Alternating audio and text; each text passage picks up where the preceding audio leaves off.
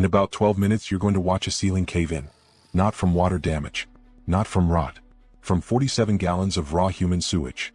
And when the investigation started, when they pulled the camera footage and matched drill bits to holes, 3 men lost their licenses, 2 lost their marriages, and 1 guy, he just vanished. But we're not starting there. No. First, I need to show you how deep this rivalry runs. Electricians versus plumbers. Wire versus pipe. It's a war that's been raging in every wall, under every floor, behind every piece of drywall in America. Today I've got 3 stories from the front lines. The first one? Disgusting. The second? Dangerous. And the third one destroyed everything. Let's begin with a piss jug. So I've been pulling wire for about 11 years at this point.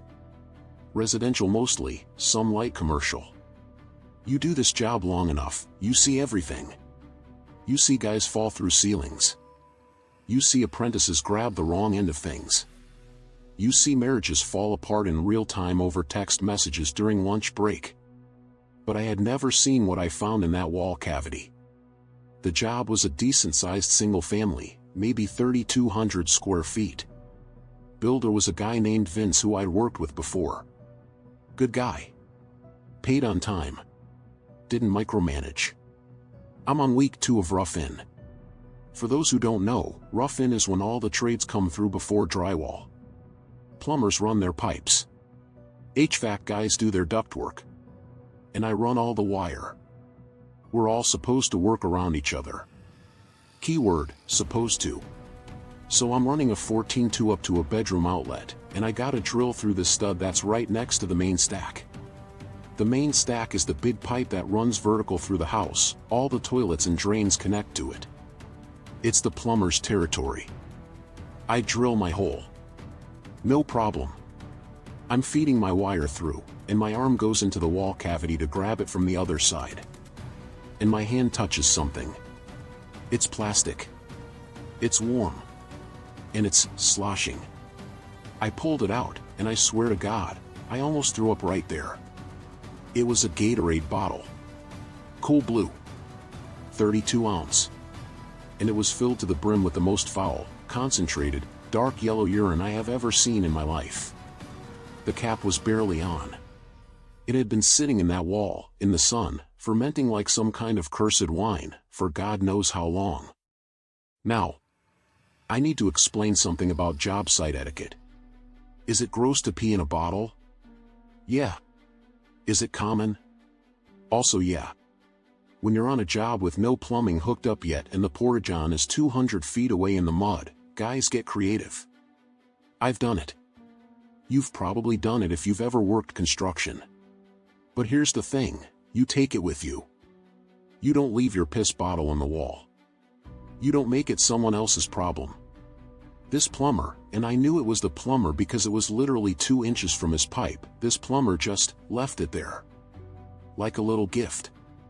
Like some sort of territorial marking.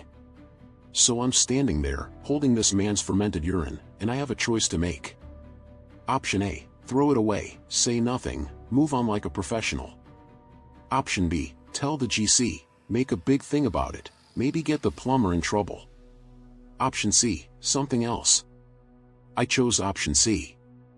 C, here's the thing about me. I'm not a confrontational guy. I don't like drama. But I am incredibly petty. And I had just noticed something beautiful in my plans. There was a heating vent scheduled to go right next to this wall. Not in the wall. Next to it. Like 8 inches away.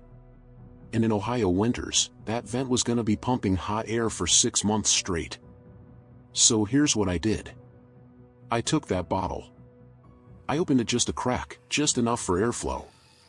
And I stuffed it back in that wall cavity, right up against the vapor barrier. I packed insulation around it nice and tight. Made sure it was snug. Made sure it wasn't going anywhere.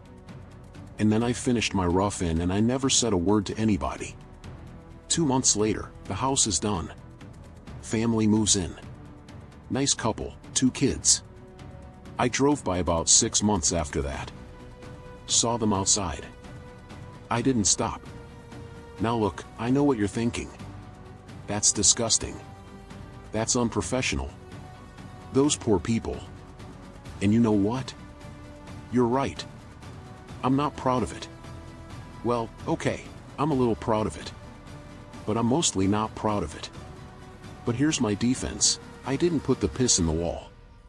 I just made sure it stayed there. The plumber created the problem. I just engineered a consequence. And somewhere in suburban Ohio, there's a family who calls an HVAC guy every winter because their hallway smells weird when the heat kicks on. And that HVAC guy checks the ducts, checks the filter, checks the furnace, and finds nothing. Because the problem isn't in the system. It's in the walls. Forever. Petty. Disgusting. And honestly, kind of brilliant. But that's just the warm-up. That's what happens when trades don't respect each other's space. A little pee, a little revenge, everybody goes home. But what happens when it stops being petty?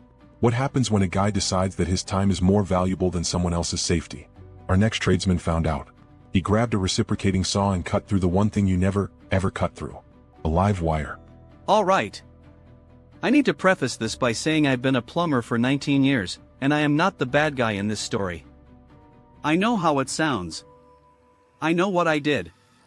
But you need to understand the full context before you judge me. The job was a master bathroom remodel. Older house, built in the 70s. Homeowner wanted to move the tub from one wall to the other, which meant I had to run new drain lines through the floor joists. Simple enough. Done it 1,000 times. I get there Monday morning, ready to start my rough-in. I already talked to the GC, already got my permits, already had my path planned out. I go downstairs to the basement to look at the joist bays where I need to run my pipe. And there's a wire there. Not a little wire.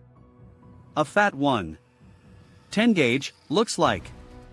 Running right through the exact joist bay where my 2-inch drain needs to go. And it's not just passing through, it's stapled in like 6 places, running the whole length of the bay. Now, the electrician wasn't on site. Nobody was there except me and the GC. And I asked the GC, hey, who ran this wire and why is it in my drain path? And he says, I'll never forget this, he says, I don't know, figure it out. Figure it out. So here's the thing about floor joists in old houses. They're not that deep. This house had 2x8s, which means I've got about 7¼ inches of actual depth. My drain needs 2 inches plus slope. This wire is taking up space I don't have. And nobody told me it was going there. I tried calling the electrician. No answer. I texted him. Nothing. I waited 2 hours. 2 hours I could have been working, I sat there and waited. Nothing. And at that point, I made a decision. Looking back, I know it was stupid. I know it was dangerous. But you have to understand, I'm getting paid by the job, not by the hour. Every hour I sit there waiting for some spark plug to call me back is money out of my pocket. So I figured, okay. The panel's upstairs. I'll flip the breaker, cut this wire, reroute it somewhere else myself, and we'll deal with it later. I went to the panel. I looked for which breaker it might be. And here's where I messed up, the panel wasn't labeled. Nothing was marked. Just rows of switches with no indication of what went where. So I flipped what I thought was the right one. I go back downstairs. I grab my Sawzall. And I'm thinking, I'll just make a quick cut, get this thing out of my way, and fix it later. I touched the blade to the wire. The flash was so bright I couldn't see for about 10 seconds. The saw flew out of my hand. My arm was numb from my fingers to my shoulder. I'm not exaggerating, I could smell burning. The main breaker popped. The whole house went dark. I'm standing in a pitch-black basement, ears ringing, arm tingling, and all I can think is, I almost just died because some electrician didn't answer his phone. The aftermath was bad. The wire I cut was feeding the kitchen. The whole line had to be rerun. The electrician finally showed up around 4 o'clock, took one look at the damage, and started screaming at me. And you know what? He was right to scream.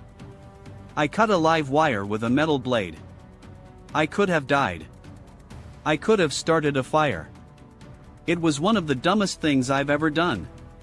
But here's the part that kills me. When they pulled the permits later, turns out his wire wasn't even supposed to be there. His run was supposed to go through a different joist bay entirely. He deviated from the plans because it was easier.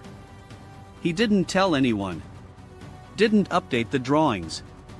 Just did it his way and left. So yeah. I almost died. And he was in the wrong too. But nobody got fired. Nobody got sued. The homeowner never even found out. We just fixed it and moved on. That's the trades, man. Nobody talks. Nobody takes blame. Everybody just keeps working until someone gets hurt. And the worst part? I still don't know that electrician's name. I never talked to him again. He never talked to me. We just exist in the same industry, pretending it didn't happen. He got lucky. A couple inches closer, a little more amperage, and that story ends with a funeral, not a YouTube video. But here's the thing about the trades, luck runs out. And when it does, the consequences don't just hurt the guy holding the tool. Our last story isn't about petty revenge. It's not about a close call. It's about a man who drilled through something he shouldn't have, and then walked away. No warning. No confession. Nothing. 3 weeks later, the ceiling came down. And it didn't bring water. It brought everything else. I'm not going to tell you where this happened. I'm not going to use real names. And I'm telling you the story now because enough time has passed and because people need to know what can happen when ego takes over on a job site. I was the site superintendent for a mid-sized commercial build, medical office space, 3 stories, about 42,000 square feet. We had a crew of about 30 guys at peak, plus subs coming in and out for specialty work. Now, when you're running a job this size, coordination is everything. Every trade has a schedule. Every wall has a plan. Every pipe and wire has a designated path through the building. And when everybody follows the plan, it works. When they don't, well, we were in week 11 of a 16-week schedule. Rough-ins were done. Inspections had passed. We were into finishes, drywall, paint, flooring. The building was starting to look like an actual building. And then I got a call from the owner. He says, "There's a smell on the 3rd floor." I go up there. And yeah, there's a smell. Faint, but definitely there. Kind of earthy. Kind of wrong. I figured it was maybe a dead mouse in the wall. Or some garbage someone left behind panel. I had a guy open up an access hatch in the ceiling to take a look. What he found was moisture. Not a lot. Just a little wet spot on the top of the ceiling tile. Could be condensation. Could be a roof leak. We had some rain that week. I called a roofer. He came out, checked everything. No leaks. So we figured it was condensation. HVAC issue. We adjusted some settings and moved on. 3 days later, the ceiling collapsed. I was on the 2nd floor when it happened. I heard this cracking sound, and then screaming. I ran up the stairs, and the first thing that hit me was the smell. It wasn't water. The main sewage stack, the 4-inch cast iron pipe that carries every toilet, every drain, every bit of waste down through the building, had a hole in it, about 1.5 inches in diameter, a perfect circle, and it had been draining, slowly, for 3 weeks, into the ceiling void, until the weight became too much, and then it all came down at once. 47 gallons. That's what the remediation company estimated. 47 gallons of raw sewage had accumulated above that ceiling, and now it was on the floor, on the walls, on the furniture that had already been installed for the tenant. The entire 3rd floor had to be gutted. Every piece of drywall, every ceiling tile, every carpet square, gone. But that's not the worst part. The worst part was figuring out who did it. We pulled every single guy who had worked on that floor into a meeting. Plumbers, electricians, HVAC, framers, drywallers, anybody who might have had a reason to drill through that area. Nobody admitted anything. So we went to cameras. We had security cameras on the site, mostly for theft prevention. The footage wasn't great, but it was something. We spent 3 days going through it. And we found him. Week 9, day 3. An electrician, I won't say his name, was running a conduit through a ceiling bay that wasn't on his plans. He was freelancing, trying to find an easier route, and at one point, he sets up a ladder, lifts a ceiling tile, and drills upward. He drilled blind. Didn't check what was above. Didn't measure. Just put the bit in, pulled the trigger, and went. The bit went right through the cast iron stack. And here's the part that still makes me sick. On the footage, you can see him pause. He pulls the drill out. He looks at the bit. And then he looks around. And he just packs up and leaves. He knew. He absolutely knew something was wrong.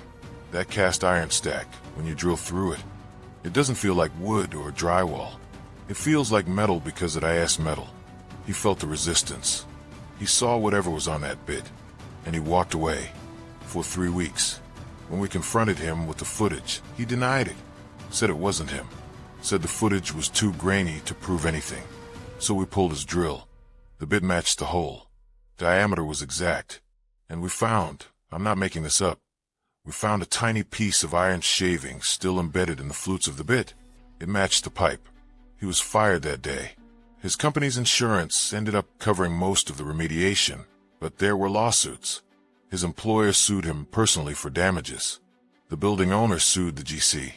The GC sued the electrical sub. It went on for over a year. 3 guys lost their licenses.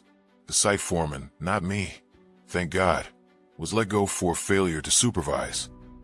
The electrician who drilled the hole, last I heard, he left the state, changed industries entirely. Nobody would hire him. And the building? It opened 8 months late. The medical tenant nearly backed out. The whole project became a case study in what happens when communication fails. I think about that sometimes. All he had to do was say something. Hey, I think I might have nicked a pipe up there. That's it. We would have opened the ceiling, patched it, and moved on. Cost would have been maybe $2,000 and a half day of work. Instead, he stayed quiet. And it cost $340,000, multiple careers, and a year of everyone's lives. That's the lesson. That's the whole thing. In the trades, your reputation is everything. And one moment of cowardice can destroy it forever. A piss jug in a wall, a saw on a live wire, a drill through a sewage line. 3 stories, 3 trades, 3 different ways that ego, laziness, and silence can turn a job site into a battlefield. The trades built this country. Every building you've ever been in, every house you've ever lived in, it was built by guys like this. Guys who are tired, underpaid, and working alongside people they don't like. Most of the time it works out. Most of the time, everybody goes home safe. But every now and then, it doesn't. And when it doesn't, the walls remember. If you've got a story from your job site, something you saw, something you did, something you can never tell your boss, drop it in the comments. The narrator is always listening.